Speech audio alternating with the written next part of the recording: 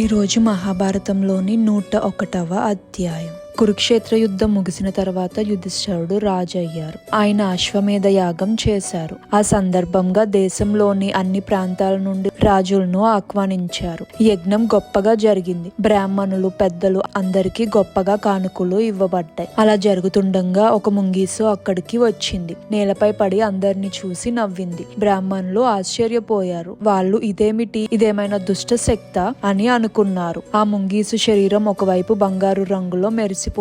అది అక్కడున్న రాజులను, బ్రాహ్మణులను చూసి, రాజుల్లారా, బ్రాహ్మణులారా, మీరు చేసిన ఈ యాగం గురించి మీరు ఎక్కువగా ఆలోచిస్తున్నారు. ఒకప్పుడు కురుక్షేత్రంలో ఒక పేద బ్రాహ్మణుడు మొక్కజొన్న పిండిని దానం చేశాడు. మీరు చేసిన ఈ యాగం ఆ బ్రాహ్మణుడు చేసిన దానం కన్నా తక్కువ. మీరు ఈ యాగం గురించి అంత గొప్పగా ఆలోచించవద్దు అని అంది. అక్కడ ఉన్నవారు ఆశ్చర్యపోయారు. నీవు ఎవరు? ఎక్కడి నుంచి వచ్చావు? ఈ యాగాన్ని ఎందుకు అవమానిస్తున్నావు? ఈ అశ్వమేధ యాగం శాస్త్రాలకు అనుగుణంగా అన్ని ఆచరణను పాటించి జరిగింది. నీవు ఇలా మాట్లాడడం సరైన పద్ధతి కాదు. ఈ యాగానికి వచ్చిన వారందరికీ సరైన గౌరవం, కానుకలు ఇవ్వబడ్డాయి అని అన్నారు. అందరూ బహుమానాలతో సంతోషించి సంతృప్తిగా తిరిగి వెళ్లారు. మంత్రాలను సంతృప్తిగా జపించారు. మీరెందుకు అలా మాట్లాడుతున్నారు? దయచేసి వివరించండి. ముంగీస మళ్ళీ నవ్వి ఇలా అంది. ఓ బ్రాహ్మణులారా, నేను చెప్పిన మాట నిజం. ఈ మాటలు చెప్పడానికి నాకు ఈర్ష్య కారణం కాదు. మీరు ఇప్పుడు ఇంత ఆడంబరంగా చేసిన ఈ యాగం నేను చూసిన ఆ పేద బ్రాహ్మణుడి దానం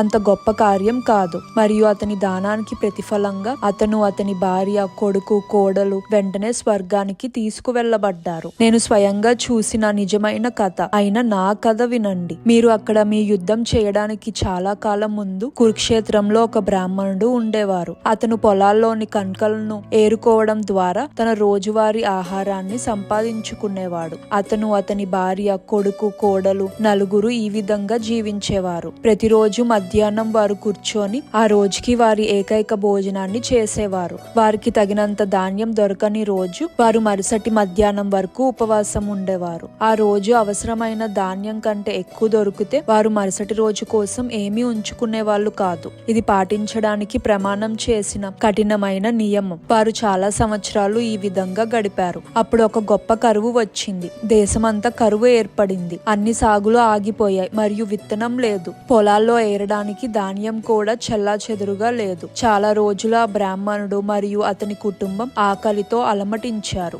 ఒక రోజు ఆకలితో వేడిలో తిరిగిన తర్వాత చాలా కష్టం మీద వారు కొంత మొక్కజొన్నను పోగు చేసుకొని ఇంటికి వచ్చారు. వారు దాన్ని పిండి చేసి తమ ప్రార్థనలు చెప్పిన తర్వాత పిండిని 4 సమాన భాగాలుగా విభజించారు. దేవుడికి ధన్యవాదాలు చెప్పి ఆత్రంగా తినడానికి కూర్చున్నారు.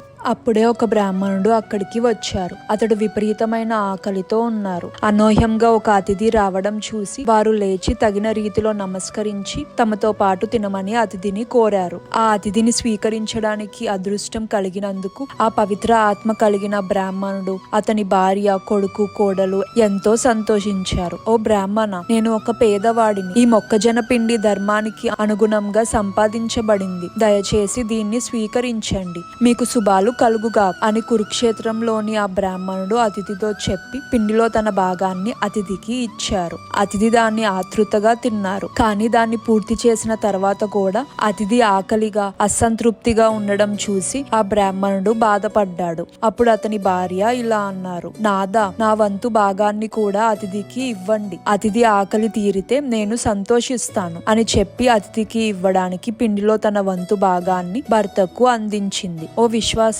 కలదానా అని ఆయన భర్త అన్నారు. మృగాలు, పక్షులు, అన్ని జంతువులు తమ జాతిలో ఆడవారిని శ్రద్ధగా పోషిస్తాయి. మనిషి అంతకంటే దారుణంగా చేయగలడా? నేను నీ సూచనను అంగీకరించలేను. గృహస్థత ధర్మంలోని పవిత్ర కర్తవ్యాలను నిర్వర్తించడానికి నాకు సహాయం చేసి సేవ చేసి నీవు ఆకలితో బాధపడుతుంటే నేను నిన్ను వదిలిపెట్టి అతిథికి ఆహారం పెడితే నాకు ఈ లోకంలో గాని పరలోకంలో గాని ఏం దక్కుతుంది? ప్రియతమా, నీవు ఇప్పుడు అస్థి పంజరంలా అయిపోయావు. వద్దు, నేను దీన్ని అంగీకరించలేను. ఆయన భార్య ఇలా అన్నారు, కలిసి ఉన్న మన ఇద్దరికి ధర్మం, అర్థం, మానవ కార్యక్యాల పట్ల యొక్క అన్ని లక్ష్యాలు సాధారణమైన మరియు సమానమైన ప్రయోజనాన్ని ఇవ్వవా? దయతో నన్ను చూసి నా వంతు పిండిని తీసుకొని మన ఈ అతిథి యొక్క అవసరాన్ని తీర్చండి. ఆ బ్రాహ్మణుడు లొంగిపోయి భార్య వంతు భాగాన్ని తీసుకొని దానిని అతిథికి ఇచ్చారు. అతడు దాన్ని ఆతృతగా తీసుకొని తిన్నారు. కానీ అతడు ఇప్పటికీ ఆకలితో ఉన్నారు. కురుక్షేత్రంలోని ఆ పేద బ్రాహ్మణుడికి దుఃఖం అపారంగా ఉంది. దీనిని చూసిన అతని కొడుకు ముందుకు వచ్చారు. నాన్న,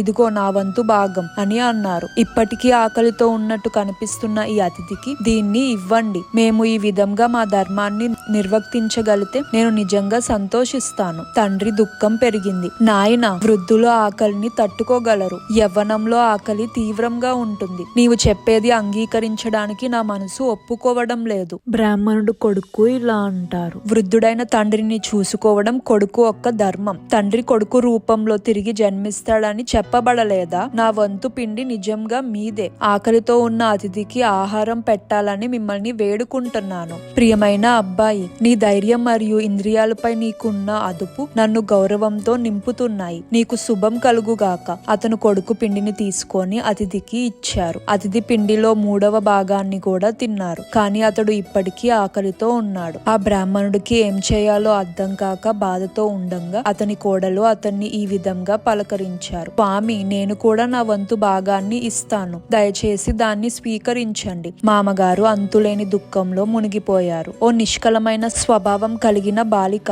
ఆకలితో నీవు ఎంత చిక్కిపోయావు. అలాంటి నీవు నీ వంతు ఆహారాన్ని కూడా నాకు ఇవ్వాలని ప్రతిపాదిస్తున్నావు. నేను నీ ప్రతిపాదనను అంగీకరిస్తే నేను నిజంగా క్రూరత్వానికి పాల్పడిన వాడిని అవుతాను. నీవు ఆకలితో వాడిపోతుంటే నేను ఎలా చూడగలను? ఆయన కోడలు వినలేదు. దయచేసి నా పిండిని స్వీకరించమని నేను మిమ్మల్ని వేడుకుంటున్నాను. బ్రాహ్మణుడు ఆమె వంతు భాగాన్ని అంగీకరించి ఆమెను ఆశీర్వదిస్తూ ఇలా అన్నారు, నీకు అన్ని శుభాలు కలుగుగాక. ఆ అతిథి చివరి భాగాన్ని కూడా ఆతృతగా తీసుకొని తిన్నారు మరియు సంతృప్తి చెందాడు. మీ ఆతిథ్యం ధన్యమైనది. ఇది అత్యంత స్వచ్ఛమైన ఉద్దేశంతో మీ దానం నన్ను సంతృప్తి పరిచింది. అదిగో చూడండి, మీ అసాధారణ త్యాగానికి ఆశ్చర్యపడి దేవతలు పూలవర్షం కురిపిస్తున్నారు. దేవతలు, గాంధర్వులు తమ పరివారంతో ప్రకాశవంతమైన రథాల్లో మిమ్మల్ని మీ కుటుంబంతో సహా పైనున్న సంతోషకరమైన లోకాలకు తీసుకువెళ్ళడానికి వచ్చారు. మీ దానం మీ పూర్వీకులతో పాటు మీకు కూడా స్వర్గాన్ని సంపాదించి పెట్టింది. వైభవంగా పూర్తి చేయబడిన రాజసూయ యాగాలు, అశ్వమేధ యాగాలు మీరు ఈ ఒక్క